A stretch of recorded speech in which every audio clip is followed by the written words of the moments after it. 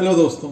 पिछले वीडियोस में हमने पेपर मनी के बारे में कुछ बातें करी थी और ये जाना था कि पेपर मनी नेचुरल मनी से कैसे डिफरेंट है और उससे कैसे अलग है। अब हम बात करेंगे सोने और चांदी के सिक्कों के बारे में जो कि पिछले ज़मानों में इस्तेमाल किए जाते थे। तो उन सोने और चांदी के सिक्कों की क्या प्रॉपर्टीज़ होती थी। जहाँ तक सिक्कों का मामला है, इसके बारे में एक चीज़ का जानना ज़रूरी है जो कि कहलाती है कॉइनेज। कॉइनेज, इसको इंग्लिश में हम लिखते हैं COINAGE। इसका मतलब होता है कि जो सोने और चांदी के या इवन की कॉपर के भी जो सिक्के हैं उनके ऊपर किसी तरह की कोई एक इमेज बना देना जिससे उन सिक्कों को कोई एक अथॉरिटी मिले। जैसे पिछले ज़मानों में जो सोने और चांदी के सिक्के होते थे उनके ऊपर या तो किसी देवी देवता की फ़ोटो बनी होती थी या उस इलाके का जो राजा होता था, जो प्रिंस होता था, उसकी फ़ोटो बनी होती थी, या जिस शहर में वो और जिस इलाके में वो सिक्का चलता होता था उस शहर की किसी ख़ास बिल्डिंग की या उस शहर की किसी ख़ास पहचान की फ़ोटो होती थी। तो इससे उस सिक्के को एक अथॉरिटी एक तरह से मिलती थी। और दूसरी चीज़ जो सिक्कों में होती थी वो बताती थी उनका वेट या वो कितनी क्वांटिटी उस सिक्के के अंदर है। मेटल, जो प्रेशस मेटल है, सोने चांदी या कॉपर, उस मेटल की कितनी क्वांटिटी उस सिक्के के अंदर में है, ये बात उस सिक्के पे छपी होती थी। एक चीज़ कोई उसकी पहचान की होती थी जो उसका इलाका बताती थी, या जिस राजा के इलाके में वो सिक्का चलता है वो बताती थी। और एक चीज़ ये बताती थी कि इस सिक्के के अंदर में कितना वेट प्रेशस मेटल का है, सोने या चांदी कॉपर का कितना वेट इसके अंदर मौजूद है। नोटों और सिक्कों के सिलसिले में यहाँ एक बात समझने वाली बहुत ज़रूरी ये है कि नोटों के ऊपर जो सिग्नेचर होता है, चाहे वो सेंट्रल बैंक के किसी गवर्नर का हो या किसी और अथॉरिटी का हो, और सिक्कों के ऊपर जो राजा की मुहर होती थी, राजा का जो स्टैंप होता था, ये दोनों चीज़ें एक्चुअल में सेम नहीं है, इनमें बहुत फ़र्क है आपस में।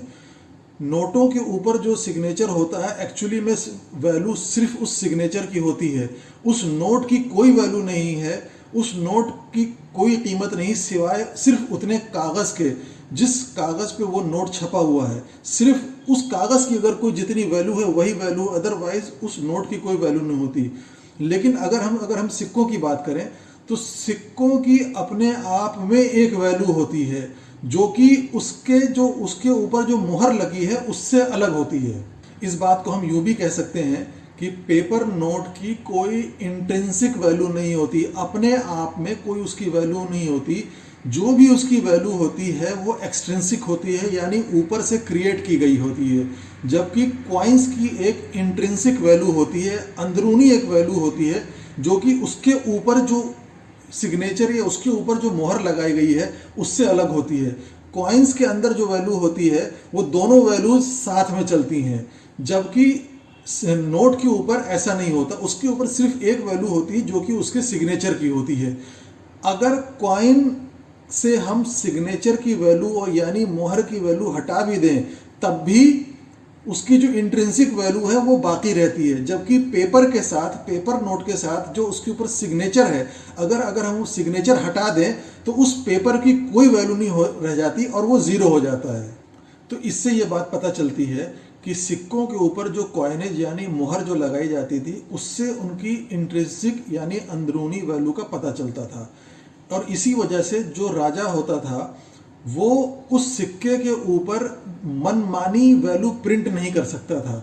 वो इस बात के लिए मजबूर था कि सिक्के के अंदर, कॉइन्स के अंदर जो उनकी अंदरूनी वैल्यू है, जो इंट्रिंसिक वैल्यू है, जितना प्रेशस मेटल सोने चांदी या कॉपर के फॉर्म में उसके अंदर है, उसी के हिसाब से वो सिक्के के ऊपर वैल्यू प्रिंट करे कि अगर वो 10 ग्राम का है, 20 ग्राम का है, 50 ग्राम का, जितना भी उसके अंदर वेट है किसी मेटल का, उसके ही हिसाब से उस सिक्के के ऊपर वो मोहर लगाई जाए।